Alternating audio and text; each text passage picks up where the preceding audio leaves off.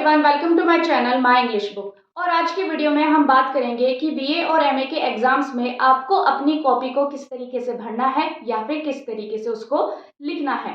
सबसे पहले आप ये बात समझिए कि अगर फेक तरीके से आप अपनी कॉपी को भरेंगे या लिखेंगे तो उस पर आपको कोई भी मार्क्स गेन नहीं होंगे।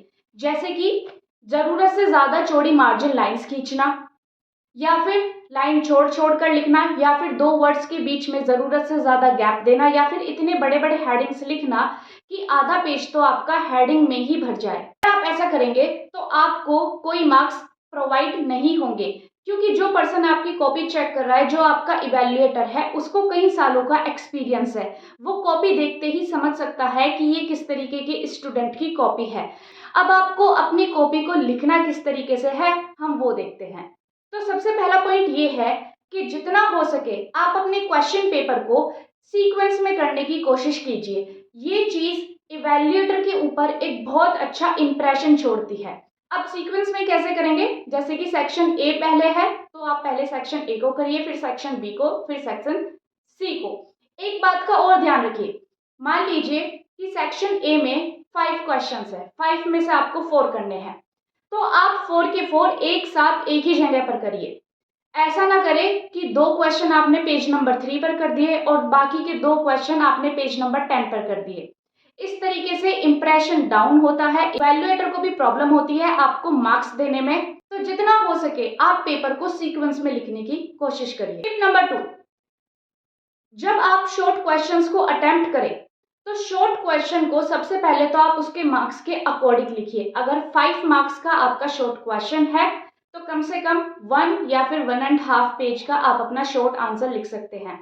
शॉर्ट आंसर में आपको हेडिंग नहीं डालने हैं। शॉर्ट आंसर को आप अपने 3 पार्ट्स में डिवाइड कर लीजिए।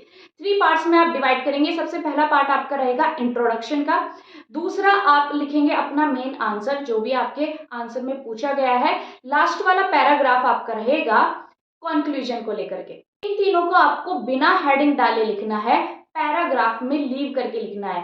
हाँ, आप एक चीज जरूर कर सकते हैं, जब आपका एक पैराग्राफ कंप्लीट हो जाए तब आप उसके बाद एक लाइन छोड़ सकते हैं, फिर आप अपना दूसरा पैराग्राफ बिगिन कर सकते हैं। इससे आपकी कॉपी का ब्यूटिफिकेशन भी अच्छा हो जाता है। टिप नंबर 3, कई बार एग्जाम में ऐसा होता है कि आपको किसी क्वेश्चन का आंसर नहीं आता, तो फिर ऐसे सिचुएशन में आप क्या करेंगे? क्या आप उसको बिल्कुल छोड़कर आ जाएंगे?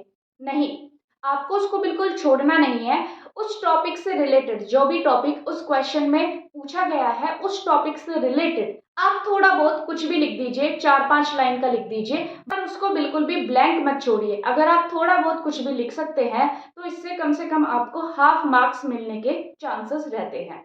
टिप नंबर 4, जब आप अपने क्वेश्चन के आंसर्स को लिखते हैं तो जो उसमें मेन पॉइंट है, यानी कि जो आपके इंपॉर्टेंट पॉइंट्स है आपके आंसर में, आप उनको हाईलाइट जरूर करिए। या तो आप उनको हाइलाइटर से हाईलाइट कर सकते हैं, अगर हाइलाइटर अलाउ नहीं है तो आप अंडरलाइन कर सकते हैं। इंपॉर्टेंट पॉइंट्स को हाईलाइट करना सबसे मेजर इसलिए है क्योंकि जो इवैल्यूएटर होता है उसके पास इतना समय नहीं होता है कि वो आपके 5-5, 6-6 पेज के इतने बड़े बड़े आंसर्स को पढ़े, उसको बहुत सारी शीट्स चेक करनी होती है। तो इवैल्यूएटर जब भी कॉपी खोलता है उसकी निगाह सिर्फ एक ही चीज को ढूंढती है कि जो क्वेश्चन के मेन पॉइंट्स है, जो क्वेश्चन में पूछा गया है, क्या वो आंसर में इंक्लूड है। अगर आप उनको अंडरलाइन कर देंगे तो आपके लिए काफी अच्छा रहेगा, क्योंकि इवैल्यूएटर उनको कॉपी खोलते ही पढ़ सकता है। टिप नंबर 5, जब आप अपने आंसर को लिखें तो आंसर लिखते समय ये ध्यान रखें कि ये जो आप आंसर लिख रहे हैं इसका जो क्वेश्चन है वो कितने मार्क्स का है, यानी कि मार्क्स के अकॉर्डिंग ही आप अपने आंसर की लेंथ को डिसाइड करें। ऐसा ना करें कि आपका जो क्वेश्चन है वो 1 मार्क का है और आप उस पर 1 पेज का लिख रहे हैं।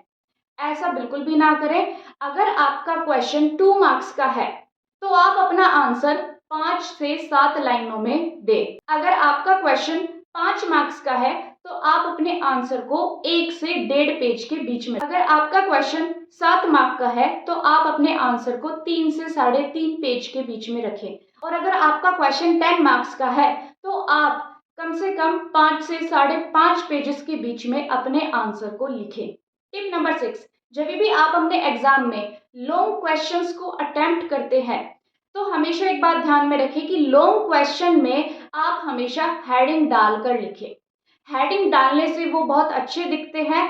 दूसरा, जो भी स्कॉलर्स के इम्पोर्टेंट स्टेटमेंट्स होते हैं या फिर कोटेशंस होते हैं नॉवेल्स में, पोएम में होते हैं, उनको आप ज़रूर उसमें मेंशन करें और ब्लैक पेन से उसको लिखें। उसको ब्लू पेन से ना लिखें, उसको हाईलाइट करते हुए ब्लैक पेन से लिखें। ये एक बहुत ही अच्छा और स्ट्रॉन्ग इम्प्रेशन छोड़ता है आपका इवैल्यूएटर के ऊपर। ये चीज़ एक अच्छा और स्ट्रॉन्ग इम्प्रेशन इसलिए छोड़ती है क्योंकि इससे पता चलता है कि आपने उस क्रिएशन को डीपली पढ़ा है, तभी आप उस पॉइंट से रिलेटेड बिल्कुल एग्जैक्ट क्वोट या फिर स्टेटमेंट को मेंशन कर पा रहे हैं। सो ये वाली टिप आप सबसे ज़्यादा ध्यान में रखिए। टिप नंबर 7, कोशिश करिए कि अगर आपकी कॉपी 36 पेजेस की है तो कम से कम आप 25 से 27 पेजेस जरूर भरें। इससे कम में आपका इंप्रेशन डाउन हो सकता है। लॉन्ग क्वेश्चन में आप काफ़ी सारे पेजेस को कवर कर सकते हैं। ये थे आपके लिए कुछ इंपॉर्टेंट टिप्स, आप किस तरीके से बीए और एमए में अच्छे मार्क्स गेन कर सकते हैं। अगर आपको ये वीडियो यूजफुल लगा है then do not forget to like it, share it, comment it if you have any query, and do not forget to subscribe my channel.